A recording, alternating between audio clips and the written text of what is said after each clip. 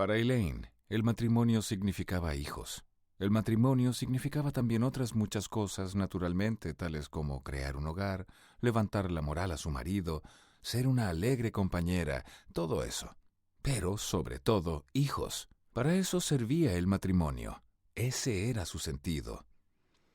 Elaine, cuando se casó con Douglas, se propuso convertirse en la criatura de su imaginación, y al cabo de 4 meses lo había logrado. La casa deslumbraba por su limpieza y encanto. Sus fiestas eran un éxito, y Douglas tuvo un pequeño ascenso en su empresa, la Compañía de Seguros Atenas.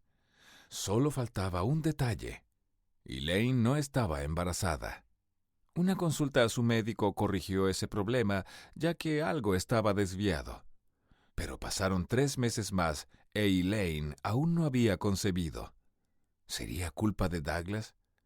De mala gana, con cierta timidez, Douglas fue a ver al médico y éste declaró que estaba en perfectas condiciones. ¿Qué pasaba entonces?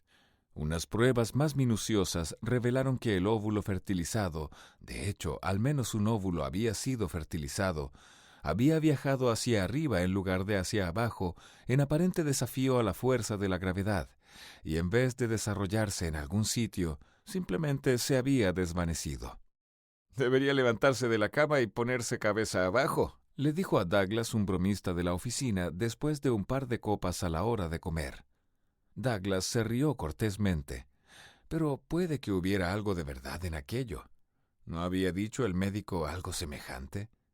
Esa tarde Douglas le sugirió a Elaine la idea de ponerse cabeza abajo. A eso de la medianoche, Elaine saltó de la cama y se puso cabeza abajo, los pies contra la pared. Su cara adquirió un tono rosa fuerte. Douglas se alarmó, pero Elaine aguantó como una espartana, hasta que, después de casi 10 minutos, acabó derrumbándose. Así nació su primer hijo, Edward. Edward echó a rodar la bola y algo menos de un año después llegaron las gemelas. Los padres de Elaine y de Douglas estaban encantados. Ser abuelos era para ellos una alegría tan grande como lo había sido convertirse en padres, y ambos matrimonios dieron una fiesta para celebrarlo.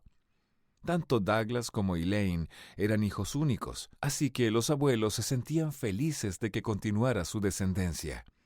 Elaine ya no tenía que ponerse cabeza abajo. 10 meses más tarde nació un segundo hijo, Peter. Después vino Philip y luego Madeleine. Con esta había ya 6 niños pequeños en la casa, e Elaine y Douglas tuvieron que trasladarse a un apartamento algo mayor que tenía una habitación más. Se mudaron precipitadamente sin darse cuenta de que el casero no era muy aficionado a los niños. Le habían mentido diciéndole que tenían 4, especialmente los pequeñitos que berreaban por la noche. Al cabo de 6 meses les pidió que se marcharan, puesto que era evidente que Elaine tendría pronto otro hijo. A estas alturas, Douglas se encontraba en apuros económicos, pero sus padres le regalaron $2,000 y los de Elaine aportaron $3,000 para que dieran la entrada de una casa a 15 minutos de coche de la oficina de Douglas. «Me alegra de que tengamos casa propia, cariño», le dijo a Elaine, «pero tenemos que controlar hasta el último céntimo si queremos pagar la hipoteca. Yo creo que, al menos durante algún tiempo, no deberíamos tener más hijos. 7 después de todo». El pequeño Thomas ya había nacido. Elaine había dicho desde el principio que la planificación familiar sería asunto suyo, no de Douglas. «Lo comprendo, Douglas. Tienes toda la razón». Desgraciadamente, Elaine reveló un oscuro día de invierno que estaba embarazada otra vez. «No me lo puedo explicar. Como sabes, estoy tomando la píldora».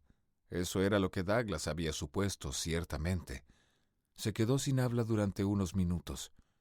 ¿Cómo se las iban a arreglar?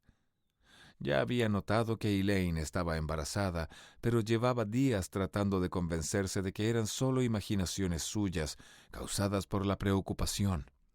Los padres de ambos ya les hacían regalos de cumpleaños de $50 o $100, y con 9 cumpleaños en la familia, había cumpleaños con mucha frecuencia, él sabía que no les era posible contribuir con más. Era asombroso cuánto dinero gastaban solamente en zapatos para 7 críos.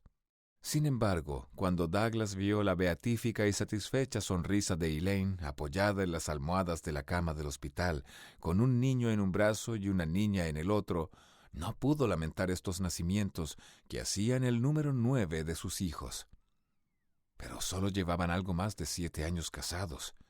Y si esto seguía así... Una mujer de su círculo de amistades comentó: «Oh, Elaine se queda embarazada cada vez que Douglas la mira».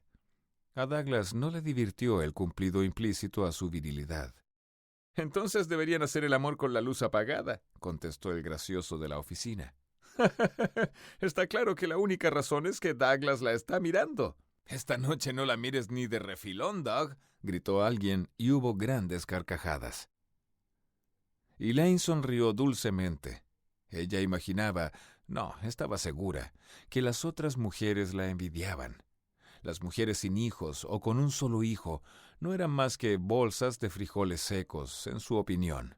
Bolsas de frijoles verdes secos. Las cosas fueron de mal en peor desde el punto de vista de Douglas. Hubo sí un intervalo de 6 meses durante el cual Elaine estuvo tomando la píldora y no se quedó embarazada, pero de pronto lo estuvo otra vez. «No puedo entenderlo», le dijo a Douglas y a su médico. Era verdad que Elaine no podía entenderlo, porque se había olvidado de que había olvidado acordarse de tomar la píldora, fenómeno que el médico había encontrado antes. El médico no hizo ningún comentario. Sus labios estaban sellados por la ética. Como si fuese en venganza porque Elaine se hubiera apartado de la fecundidad por algún tiempo, por haber intentado ponerle una tapadera al cuerno de la abundancia, la naturaleza le arrojó quintillizas. Douglas no pudo ni enfrentarse a la perspectiva del hospital y se pasó 48 horas en la cama. Después tuvo una idea. Llamaría a algunos periódicos y les pediría una cantidad por entrevistas y también por las fotografías que quisieran hacer a las quintillizas. Dio dolorosos pasos en este sentido, ya que tal explotación era contraria a su carácter. Pero los periódicos no picaron. Muchísima gente tenía quintillizos hoy en día, le dijeron. Los sextillizos podrían interesarles, pero los quintillizos no. Harían una foto, pero no pagarían nada. La foto solo sirvió para que recibieran propaganda de las organizaciones de planificación familiar y cartas desagradables o abiertamente insultantes de ciudadanos particulares que les decían hasta qué punto contribuían a la contaminación. Los periódicos habían mencionado que tenían 14 hijos después de unos 8 años de matrimonio. Puesto que al parecer la píldora no servía, Douglas propuso hacerse algo él, y Elaine se mostró radicalmente contraria a ello. «Pero entonces no sería lo mismo», gritó. «Querida, todo sería lo mismo, excepto...» Elaine le interrumpió. No llegaron a ninguna parte. Tuvieron que mudarse una vez más. La casa era lo bastante grande para 2 adultos y 14 niños, pero los gastos añadidos que suponían las quintillizas hacían imposibles los pagos de la hipoteca. Así que Douglas e Elaine y Edward, Susan y Sarah, Peter, Thomas, Philip y Madeleine, los gemelos Úrsula y Paul y las quintillizas Louise, Pamela, Helen, Samantha y Bridget se trasladaron a una casa de alquiler. Término legal dado a cualquier construcción que albergara a más de 2 familias, pero que en el lenguaje común significaba un suburbio. Eso es exactamente lo que era. Ahora vivían rodeados de familias que tenían casi tantos hijos como ellos. Douglas, que a veces se traía trabajo a casa, se taponaba los oídos con algodón y pensaba que se iba a volver loco. «No hay peligro de que me vuelva loco si pienso que me estoy volviendo loco», se decía a sí mismo intentando animarse. Elaine, después de todo, estaba tomando la píldora otra vez. Pero se quedó embarazada de nuevo. A estas alturas los abuelos ya no estaban tan encantados. Resultaba evidente que el número de vástagos había hecho descender el nivel de vida de Douglas e Elaine, lo cual era la última cosa que deseaban los abuelos. Douglas vivía en un ardiente resentimiento contra el destino y con una desesperada esperanza de que sucediera algo desconocido y quizá imposible, mientras veía a Elaine engordar día a día. ¿Sería posible que fueran quintillizos otra vez? Aterradora idea. ¿Qué pasaba con la píldora? ¿Era Elaine una excepción a las leyes de la química? Douglas daba vueltas en su cabeza a la ambigua respuesta del médico cuando le hizo esta pregunta. El médico fue tan vago al respecto que Douglas había olvidado no solo sus palabras, sino hasta el sentido de lo que dijo. De todas formas, ¿quién podía pensar con tanto ruido? Enanitos con pañales tocaban diminutos xilofones y soplaban en una gran variedad de cuernos y silbatos. Edward y Peter se peleaban por montar el caballito. Todas las niñas rompían a llorar por nada, esperando conseguir la atención y el respaldo de su madre. Philip era propenso a los cólicos. Todas las quintillizas estaban echando los dientes simultáneamente. Esta vez fueron trillizos. ¡Increíble! En 3 habitaciones del piso no había más que cunas y una cama individual en cada una, en la que dormían por lo menos 2 niños. Si sus edades variaran más, pensaba Douglas, sería un poco más tolerable, pero la mayoría de ellos todavía gateaban por el suelo, y al abrir la puerta del piso uno creía haber entrado en una guardería por equivocación. Pero no, los 17 eran obra suya. Los nuevos trillizos se balanceaban en un ingenioso corralito suspendido del techo, porque no quedaba nada de espacio en el suelo. Se les alimentaba y se les cambiaban los pañales a través de los barrotes, lo cual hacía pensar a Douglas en un zoológico. Los fines de semana eran un infierno. Sus amigos simplemente no aceptaban ya sus invitaciones. ¿Quién podía reprochárselo? Elaine tenía que pedir a los invitados que hablaran muy bajo, y aún así, algo despertaba siempre a alguno de los pequeños antes de las 9 de la noche, y entonces todos empezaban a berrear, incluso los de 7 y 8 años que querían participar en la fiesta. Por lo tanto, su vida social era nula, y más valía así, porque no tenían dinero para fiestas. «Pero yo me siento realizada, cariño», dijo Elaine, poniendo una mano tranquilizadora en la frente de Douglas, que estaba sentado estudiando unos papeles de la oficina un domingo por la tarde. Douglas, sudando a causa de los nervios, estaba trabajando en un rinconcito de lo que llamaban el cuarto de estar. Elaine estaba a medio vestir, lo cual era habitual en ella, porque cuando se estaba vistiendo siempre la interrumpía algún niño para pedir algo, y además Elaine estaba aún criando a los últimos. De repente, a Douglas se le ocurrió algo. Se levantó y salió para ir al teléfono más próximo. Elaine y él no tenían teléfono y habían tenido que vender el coche. Douglas llamó a una clínica y se informó sobre la vasectomía. Le dijeron que había una lista de espera de 4 meses si quería que la operación fuese gratuita. Douglas dijo que sí y dio su nombre. Mientras tanto, se imponía la castidad. Tampoco era ningún sacrificio. Dios mío, 17 ya. En la oficina Douglas mantenía la cabeza baja. Hasta las bromas se habían agotado. Sentía que la gente le compadecía y que evitaban el tema de los hijos. Solamente Elaine era feliz. Parecía estar en otro mundo. Incluso había empezado a hablar como los niños. Douglas contaba los días que faltaban para la operación. Se la iba a hacer sin decirle nada a Elaine. Llamó una semana antes para confirmar la fecha y le dijeron que tendría que esperar otros 3 meses porque la persona que le había dado la cita debía haberse equivocado. Douglas colgó violentamente. El problema no era la abstinencia, era solo su condenada mala suerte, solo la lata de esperar otros 3 meses. Tenía un miedo irracional a que Elaine se quedara embarazada otra vez por sí misma. «Mírala», chilló Douglas al vacío. «La imagen de la maternidad cuando apenas puede andar».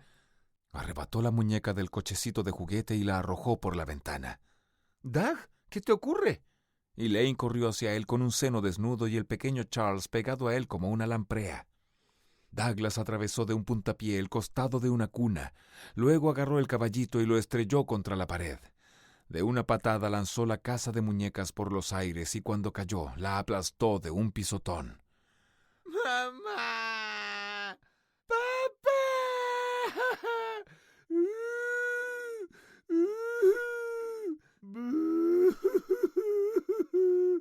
Partía de media docena de gargantas. Ahora había un espantoso bullicio. Por lo menos 15 niños estaban gritando, además de Elaine. Los juguetes eran el objetivo de Douglas. Pelotas de todos los tamaños salieron volando a través de los cristales de las ventanas, seguidas de silbatos de plástico y pianitos, coches y teléfonos, luego osos de peluche, cascabeles, pistolas, espadas de goma y tirachinas, anillos de dentición y rompecabezas. Estrujó 2 biberones y se rió con regocijo de lunático mientras la leche salía a chorros por las tetinas. La expresión de Elaine pasó de la sorpresa al horror. Se asomó por una ventana rota y gritó. Douglas tuvo que ser apartado de una construcción de juguete que estaba destrozando con la pesada base de un tentempié en forma de payaso. Un interno le dio un golpe en el cuello que lo dejó inconsciente. Al volver en sí, Douglas se encontró en una celda acolchada. Exigió una vasectomía. Le pusieron una inyección. Cuando se despertó, volvió a vociferar pidiendo una vasectomía. Le concedieron su deseo ese mismo día. Entonces se sintió mejor, más tranquilo. Estaba lo bastante cuerdo, sin embargo, para darse cuenta de que, por así decirlo, su mente estaba ida. Era consciente de que no quería hacer nada. No quería ver a ninguno de sus viejos amigos, a todos los cuales sentía que había perdido en cualquier caso. Tampoco deseaba especialmente seguir viviendo. Vagamente recordaba que era objeto de burla por haber engendrado 17 hijos en muchos menos años que esos. ¿O eran 19? ¿O 28? Había perdido la cuenta. Elaine vino a verlo. ¿Estaba otra vez embarazada? No, imposible. Era solo que estaba acostumbrado a verla embarazada. Parecía remota. Ella estaba realizada, recordó Douglas. «Ponte otra vez cabeza abajo. Invierte el proceso», le dijo Douglas con una sonrisa estúpida. «Está loco», le dijo Elaine al interno, desesperanzada, y se alejó calmosamente.